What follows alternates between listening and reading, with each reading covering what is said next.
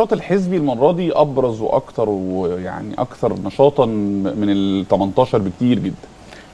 هل ده الاحزاب نضجت مثلا خلاص ووصلت لمرحله من النضج، ولا يمكن بعضها بيستفيد من الحدث نفسه بيزود شعبيته واسمه بيتردد كتير؟ لا خلينا ندي بقى لا في جزئيه تانية اهم جدا بكتير من اللي حصلت، ان ما بقاش في تركيز مع الحزب الاوحد. يعني ما بقاش في حاجه اسمها حزب واحد بس على مستوى الساحه المصريه زي ما كان قبل كده، حزب واحد تابع للرئيس او بيؤيده رئيس. لا، هو حاليا بما ان حتى القياده السياسيه الحاليه لم تدعم حزبا بعيني، فانت خلاص بقى لا، يبقى بالمنافسه وبالشغل على الارض انت هتكسب شعبيتك، انت هيبقى ليك مقاعد برلمانيه، انت هتقدر تشتغل، الناس قابله فكرك وقابله تفكيرك، والاسم بالنسبه لهم مدي احترام ووقار لهذا الكيان.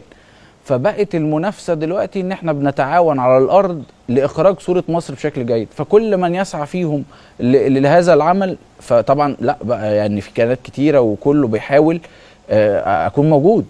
ممثلي الاحزاب الثلاثه المشتركين في الانتخابات لو لم يوفقوا، هل هيستفيدوا شعبيا؟ يعني هل اللي هيخرج، يعني مع احترامي طبعا الاحزاب الثلاثه، لكن اكيد الاسم تردد كتير قوي الفتره اللي فاتت، حزب الشعب الجمهوري، حزب الوفد طبعا حزب عريق، صحيح. مصر الديمقراطي كان حزب ولد قويا يعني بعد يناير، لكن هل ده هيجلب يعني مزيد من المؤيدين في الفتره دي، ممكن يضموا ناس اكتر؟ بص، اعتقد حضرتك ان هو طول ما انت ظهرت وبقى ليك فكر وليك مجموعات عمل هيجي ليك مؤيدين، لان خلينا نتفق ان ما فيش حد افكاره او ايديولوجياته الفكريه عموما متوحده. هتلاقي حد حابب الحزب ده بافكاره بطريقه الحمله بالطلبات اللي كانت الحمله بتسعى ليها، سواء حزب الوفد او حزب مصر الديمقراطي او الشعب الجمهوري، وبناء عليه لا هو طبعا رفع اسهمه كحزب موجود على الساحه، وطبعا اكيد هيلاقي منتمين ليه، واعتقد هيبقى كمان ليه منافسات في الاستحقاقات القادمه. ده ما تراجعش في استحقاق الرئاسه، اذا سيكمل في الباقي يعني. فده لا ده هو يعني عامل زي اللي بيلمع نجم يعني. فهم لا كده دلوقتي الاحزاب دي طبعا من الاحزاب اللي موجوده على الساحه وما زالت في الحراك حتى الان بتسعى، ولسه الماراثون لم ينتهي، واكيد هيفكروا يكملوا في بقيه الاستحقاقات يعني. هل يعني تتوقع بكره انتهاء التصويت واعلان النتيجه وانتهاء الحدث نفسه، اللي جاي بعد كده ايه؟ طبعا هو يعني انا عارف ان احنا في تغطيه، بس اكيد الرئيس الجديد بينتظروا ملفات. صحيح. يعني انا بشوف ان هي فتره حساسه قوي عن اللي فات، لان انت داخل على ما يشبه اجواء حرب، مع اجواء حرب اقتصاديه، مع ازمات كتير جدا جدا.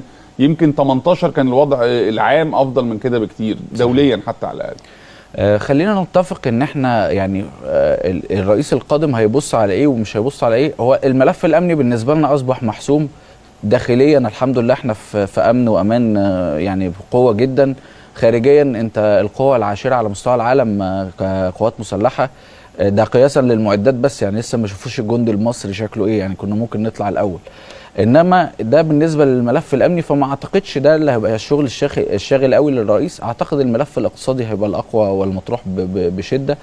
واعتقد ان في احد الحملات الرئاسيه كان مهتم بانشاء مناطق صناعيه بشكل كبير ومناطق اقتصاديه، وصرح بكده اثناء الحمله، وده يبقى استمرار طبعا للمجهودات السابقه في موضوع الدعم الاقتصادي للدوله. طبعا في حاجات برضو خلينا نقول الازمات اللي بتبقى مفتعله في الفترات اللي زي كده اقتصاديا هتخش، يعني الرقابه الاداريه برضو اصبحت يعني شرسه جدا، ما فيش تهاون في اي شيء، وبمجرد ضبط اي حد خلاص. فما اعتقد ان بعد برضو انتخاب الرئيس القادم هتبقى الرقابه يعني بيد اقصر من حديد على كل من يفكر في افتعال الازمات. الملف الثاني اللي اعتقد هيبقى ليه اكثر توجيها هو الملف الاجتماعي، سواء بقى تنميه دور التضامن الاجتماعي لمحدودي الدخل والارامل والاسر المحتاجه، ده اعتقد هيبقى على الطاوله. ثانيا برضو الرجوع بقى لدور الاسره المصريه، لان عندنا برضو في نسبه يعني طبقا الاحصائيات طبعا ليست لطيفه يعني في موضوع انفصالات الشباب وكده. فاعتقد لا يعني انا برضو الرئيس عبد الفتاح السيسي حاليا وجه بقوانين للاسره واعتداد لهذا المجال، اعتقد هيبقى في استكمال لهذا الملف.